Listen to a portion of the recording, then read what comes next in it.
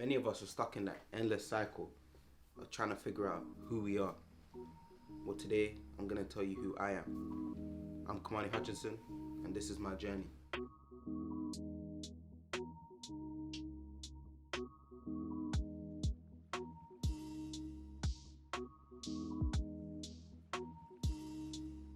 It's good looking back at stuff and seeing like good memories, whether it be bad or good. I can remember living here with my mom, dad, and sister. A lot of stuff went down, whether it was good or bad. I used to go football training with my dad.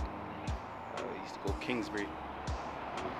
Can't lie, we used to go by bike and walking. Never public transport. We never went train or car or bus. I don't know why, but I feel like he didn't like doing that, and it's kind of a lot to do on a child, isn't it? And like go, and then also they have to do football training as well. It's kind of mad when you really think about it. But you just put them things in the past. You can't really think about that. But I think my dad knew from then that I didn't really enjoy football. I think it's something that he wanted me to do, but I didn't want to. Like, it's some things that you want to make like a parent happy in it with something that they say, oh, do this, da da da da. I can't like, maybe it's because you make a lot of money off football, but I could see that it wasn't something for me. But yeah, and then I think my mom and dad had their problems. They got a divorce and they went together. I used to be upset. I used to be like, oh, maybe they should be. Oh, I want them back together. Like, I miss them together. Da da da. But I feel like as I grew up, I kind of understood it and got the principles and understood. Okay, maybe these two weren't meant for each other. As many people say that marriage is something good and people should be together. Sometimes if somebody falls out of love with someone, things are meant to be. I feel like I have a lot of like good and bad memories with my dad. I feel like if I reflect on them and talk about them and kind of like shed a negative light on them, it kind of show people that I have ill will or I have bad intentions with my dad, when I really don't. Some people don't have good role models in their life. Like, I'm not gonna lie, even when my dad wasn't there for me, I always have different people. Like Uncle Vincent. My Uncle Vincent was at church. Yeah, my Uncle Vincent, he was always at church. He would always mentor me and help me. And he was kind of like a second dad, like that adoptive parent that would always take you places and help you. Not saying my dad never took me places, he did. But like Uncle Vincent showed me a different light. Like he showed me different things in my life. I always have huge respect for my dad and everything that he showed me in life. But Uncle Vincent was a good role model, I say, a good man to show me certain stuff and to be there for me. My dad was there for me. I'm not saying he wasn't, but Uncle Vincent was just there. But that's how things go. I don't hate my dad. I love him, and I always will. Right now, I'm come to see my Auntie Mary and just talk to her and ask her why did she help not just me, but my sister when we were younger. Like, when I say help, I mean take us to different places, to the museums, like the science museums, history museums, Madame Tussauds. We've been there so many times. I think I could tell you the whole layout. Like London Eye, she took us to London Dungeon. She used to take us everywhere, like so many different places. And I just really want to tell her how grateful I am. Like, I just wanted to tell my auntie that I'm grateful for the things that she's done. And I'm happy that she was there. And I just wanted to really ask, like, why she found it necessary. It's not like, I'm not saying like, oh, it's not. I just want to know, like, why did you find it? Well, I think being with Pauline, your mum, being the baby sister, it's like everybody kind of took care of her, and she was always there for me and my children. So it wasn't like a payback, Yeah. but it was just giving back. That she was always there when I was at work. She used to look after my children before she had you guys. So it just made sense to just carry it on. And then just because mine were grown up, Yeah. so then you guys kind of took the place of them for me and my little outings. And just trying to make you guys more rounded, give you a little bit of culture, more exposure to what's outside. And if you notice, it wasn't so much theme parks, it was more like cultural things that I got you guys involved in, just to broaden your minds. Yeah. And yeah, it was fun. Yeah, I'd say I I really did enjoy it. There was some fun times. I'm not gonna lie. It was nice. Even if you ask Tia, she'll be like, yeah, it was good. Can't lie. I think when my auntie got some grandchildren, I got a bit jealous because they got to take the part and go to all these Yeah, places. because it's like somebody else got that time, isn't it? But I just want to be like, I'm so grateful for those things. Like, I don't say a lot, but I am grateful because like many people can't do that. They don't have aunties that really like cared for them like that. And I feel like It just felt natural though. It didn't feel like I was doing anything extra. And it's so nice to see how you've grown, and your confidence, and just the way you carry yourself. It's just nice to see just how you've grown up, and still with the church, and you're preaching. And it's so many things to be proud of, and I'm hoping that you're proud of yourself. Right now I'm here with Clark, innit? And as I was saying before, when I spoke to my auntie, like, I just wanted to big up, or as I say, give acceptance, and like show people, like the real people that helped me in my life.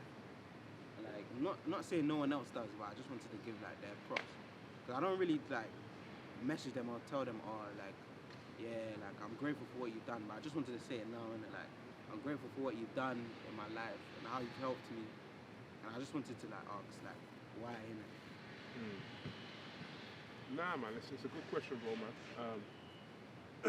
And I think, if I'm being honest, I just think that, bro, man, like, seeing you come up from a young pup to a grown man now, I think that I appreciate your journey. Because when I look at your life and I compare it to my life, I feel like it's very similar. You got an older sister, man's got an older sister. You know how it goes. You grew up a single parent family, same thing, fam. You get me, bro? You grew up in the hood, fam. Same thing, fam. You get me, bro? So I really feel like when I first met my bro, man, a lot of what you are is what I am, and a lot of what I am is what you are in it, fam. And I felt like our energy is connected, man. I felt like, you know what, big man team, man. He just reminds me of me, and I think that, especially knowing your background, where you come from, who you could be surrounded by, and I'm just talking about, forget the roles, or I'm just talking about family, fam. You get me, fam? Like, brother, you could be out here doing the madness, bro. You feel me? That's very, very easy for you, man. But I respect the fact that you chose and said, you know what, bro, I'm still gonna do my thing, man. You get me, bro, man? I love to see that, bro, man. So big man thing. I just feel like, yeah, man, you are what I was, man. And if I can support, man, in any way, bro, man. Obviously, you're not good looking at, man. But you get you, fam. You can't get all of it, innit, fam? But nah, man. But literally, bro, like, whatever I can do, fam, you know that I got you to the world of that, fam. Real talk, man. Come here quite frequently with my mum, sister, and my aunties, and sometimes my cousins as well. We don't go all the time, but we make sure that we show an effort. Because ever since I was young, my mum was always showing me, like, because her mum died when she was younger, so I never really got to know my grandma, so I can't really say, like, oh, I feel sad that she died, because I didn't really know her as a person. But through everything that my aunties and that said, it kind of showed me like a sense of like, oh yeah, maybe I should be sad. Like, maybe I do feel something, because it's like somebody I couldn't really have a bond with. I see all these people that have grandmas and that, and see how close and how loving, like, they had the luxury of going to their grandma's house, and like, I'm not saying I'm just the only one, but we never really got to feel any of that. But I feel like it's a blessing that my mom was a carer, because I got to meet so many older people, and they kind of filled the roles of a grandma to me. In my high school life, I feel like I found it so hard. Like, it was very hard for me, because there's so many people I lost and got locked up during those times. I'm not gonna just say it was hard for me. It was hard for others as well in my family. But I feel like when we lost Doris and Sarita, it was huge setbacks, because those were key people in my life that were telling me that they wanted to see me do good, and they wanted me to achieve great heights in my life. Many people told me that, but I feel like it was something different from them, because I never had a grandma. Them telling me that, it really boosted me, and I wanted to just make them proud. And when they died, it's like I couldn't really show them, I couldn't tell them like that I'm grateful for the things that they've done for me, and I couldn't show them in my works and the certain things I was doing. But I hope like now that they can see me and that they're proud of me and the things I'm doing. And I just want to let them know that I'm so grateful for the things that they've done. And when my cousins got locked up, I feel like I didn't even know what to say, because I didn't really show people that it affected me that much, but deep down it did. I couldn't concentrate and I couldn't really talk about it to people because I don't think there was no one I could tell. I don't think I could tell my mom because she's already going through her certain things. I couldn't tell my sister because she's going through certain things as well. I couldn't tell my dad because like he's going through his own as well. He's going through his own things. I couldn't tell nobody. I couldn't tell my friends because I didn't want to burden them with my problems. So it's just something that I had to deal with myself. And I feel like I didn't really come to terms with it until like I left high school. Until like, yeah, the first year of uni is when I really came to terms with certain things. And I was like, damn, like this is really life. This is where I'm going through now. And I feel like them going to prison and them serving sentences for like certain stuff like selling drugs and murder and that, it's just something that I had to say to myself, damn, this is not the life I want to go down in. Like many people tell us like, oh, don't serve this life, you don't want to. But I feel like people only go through that because they want to find acceptance in certain people and they want to feel something. If you get what I'm saying, they want to feel something in other people. And I feel like I never had that need to feel something or feel love or feel accepted by other people when I had so many people around me that were showing me love and showing me different things that I could just go through in life, and like they were telling me certain things. And I feel like with us black boys, there's so many different people telling us, oh, we don't want you to be that, we don't want you to go down that road, we don't want you to follow this crowd and follow that. But there's so many people telling us things but not teaching us things, if you get what I'm saying. They're not teaching us, oh, you can do this, you can do that. They're just telling us and trying to belittle us. The ending years of high school is when my granddad passed away. It was a major setback, and I don't know how I took it in like, I think I handled it correctly, but I just let everything build up until like I couldn't take anything anymore. And I think this was during my second year of uni when the lockdown happened. I feel like sitting at home, I was able to let everything out and just tell my mom how I was really feeling deep inside, like. And I'm grateful for, I don't want to say I'm grateful for the lockdown because many people, like a lot of things have happened, but it helped me understand myself fully, and I was able to come to terms with who I am and the certain things I've done in life and where I want to see myself elevate and go and what I want to achieve. So I'm not gonna say it's healthy for people to hold things in and to just not tell anybody about it, because it's not right. That's not the right things you want to do in life.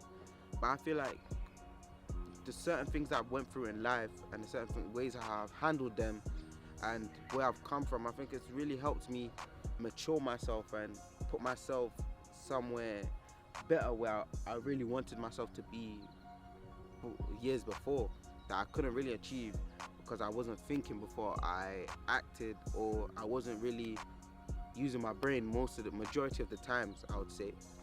So I feel like right now, where I am now, I'm not fully accomplished everything I want to do, but I'm happy that who I am and who I'm going to be, because that's all we can be, is ourselves. And when we accept ourselves and understand the things that we can achieve, we can be anything we want.